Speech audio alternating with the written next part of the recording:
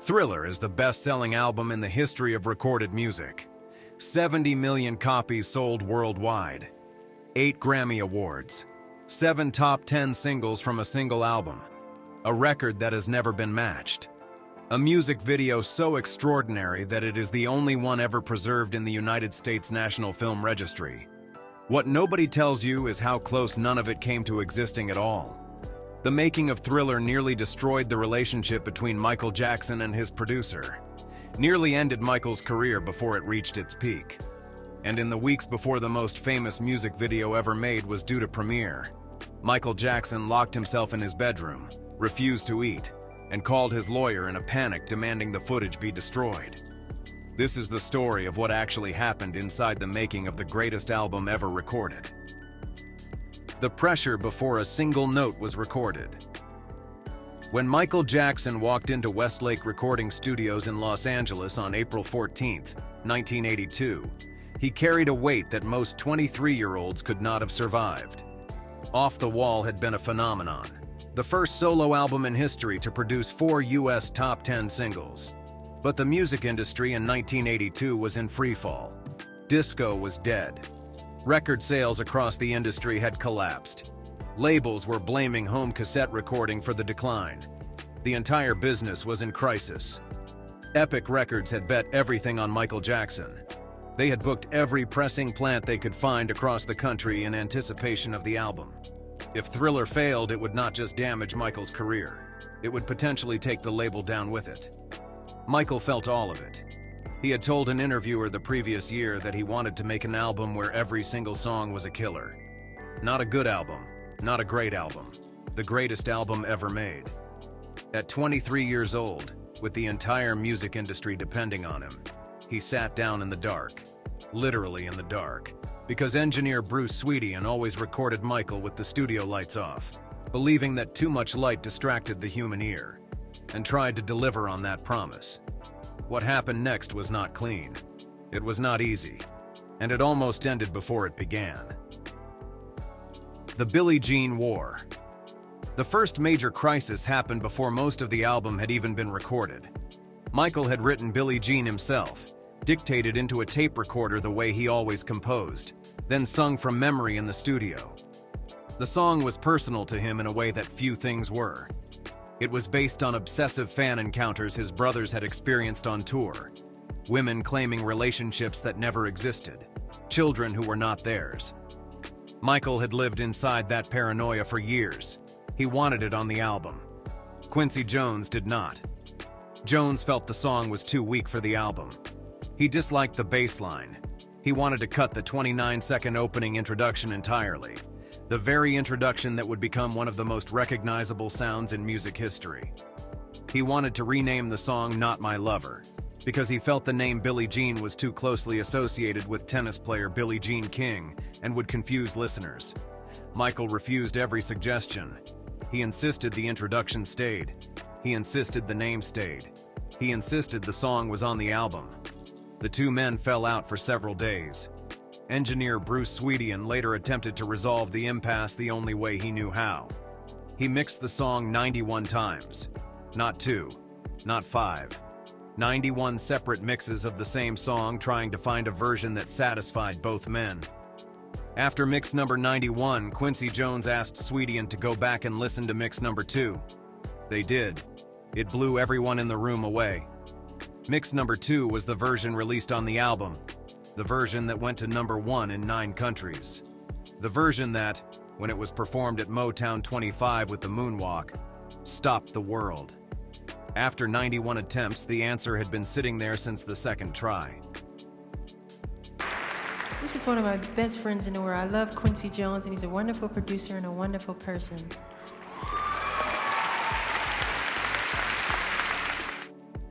The deadline that nearly broke them.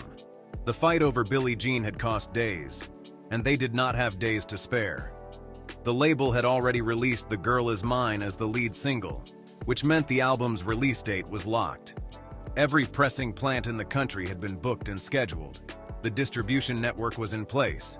Pushing back the release date would mean canceling contracts and losing millions before a single album was sold. Quincy Jones later described the final weeks of recording with a single sentence that explained everything about how Thriller was made. They worked through the nights. When the final mixes were due, engineer Matt Forger recalled 3 studios running simultaneously with the entire team spread across all of them trying to finish on time. They submitted the completed album to the label on November 8, 1982, 22 days before it was released to the world. When they finally did finish, the label ran the pressing plants around the clock to meet demand for the number of copies they needed to have ready. The record that had been 9 months in the making had 22 days between completion and release. We made Thriller in 8 weeks. Wow. We had 3 studios. At the time, you think anybody that would say, we're going to make a record that's going to sell 50 million records is lying. The moment Michael wanted to destroy the Thriller video, the album was released. The world responded. Billie Jean went to number 1. Beat It went to number 1. Thriller was becoming exactly what Michael had promised, an album where every song was a killer. But the story was far from over. When the album's title track was ready for a video, Michael had a vision. He wanted to be transformed into a monster, not for a statement, not for a concept, simply because, as he told director John Landis, he thought it would be fun. Landis proposed making a 14-minute short film, essentially a mini-movie with a full narrative, shot on 35mm film with a full Hollywood makeup team. It would cost $500,000, an unheard-of budget for a music video in 1983. There was one problem. CBS Records had already paid for 2 videos from the Thriller album. They refused to pay for a third. So Michael and Landis did something that required either enormous confidence or complete recklessness. They conceived a behind-the-scenes documentary about the making of the Thriller video, before the video had even been made. They sold the rights to that documentary to MTV and Showtime for $250,000 each, $500,000 total, enough to fund the entire video. They had sold the making of something that did not yet exist to pay for the thing that was being made. The production began. 40 makeup artists. Marlon Brando visiting the set to give Michael acting tips. Jennifer Beals, fresh off Flashdance, turning down the lead female role, with Playboy playmate Ola Ray eventually being cast. It was the most ambitious music video production in history. And 2 weeks before it was due to premiere, Michael Jackson called his lawyer John Branca in a panic and demanded the footage be destroyed. The night Michael locked himself in his room.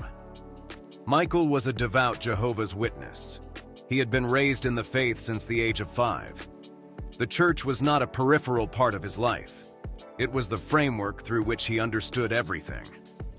When the elders of his local Kingdom Hall saw what he had created, a video depicting zombies, werewolves, occult imagery, and transformation into a monster, they summoned him. The threat was excommunication, not a warning, not a censure, removal from the faith entirely. For Michael Jackson in 1983, this was not an abstract religious penalty. It was the potential loss of the community and the belief system that had been the foundation of his entire life. He went home. He locked himself in his bedroom. He refused to come out. He refused to eat. For days, he stayed inside that room alone with a crisis that no amount of commercial success could resolve. The most famous entertainer on the planet, lying in the dark, terrified that he had betrayed everything he believed. Then he called Branca, and he told him to have the footage destroyed. Branca did not destroy it. Instead, he had the production team lock every single reel of footage in his office and told Michael it was safe. What followed was a negotiation between Michael's artistic ambition and his religious conviction that lasted until a compromise was found. A written disclaimer would appear at the beginning of the video. In Michael's own words, "Due to my strong personal convictions, I wish to stress that this film in no way endorses a belief in the occult." The footage was released from Branca's office. The video was edited. And on December 2nd, 1983, at a full Hollywood premiere at the Crest Theater in Westwood with Diana Ross, Eddie Murphy, Prince, and Warren Beatty in attendance, Michael Jackson's Thriller premiered to the world. Eddie Murphy reportedly stood up and shouted, Show the goddamn thing again. They showed it again. What happened next? MTV played Thriller twice every hour to meet demand. Album sales doubled overnight. Thriller went on to sell 1 million copies per week at its peak. The making-of documentary that had been sold before the video existed became the best-selling VHS tape of its era. The label that had booked every pressing plan in the country in anticipation of potential success found themselves running those plants around the clock for 2 solid years. The album that had almost been derailed by a production dispute over a 29-second introduction. That was delivered to the label 22 days before release. That was nearly destroyed by its own creator 2 weeks before its most important component premiered. Became the best-selling album in the history of recorded music. Quincy Jones later said of the entire experience, "We had to leave space for God to walk through the room." He was right, because at almost every stage of making Thriller, the Billie Jean war, the deadline crisis, the religious confrontation, the demand to destroy the footage, the thing that needed to happen next was the thing that seemed least likely to happen. And every single time, somehow it did. So here is the question we want you to answer in the comments. Which moment in this story do you think came closest to stopping Thriller from existing? And what would music look like today if it had? The story of what happened to Michael Jackson in the year after Thriller changed everything, including who he became, is on this channel. Subscribe and watch next.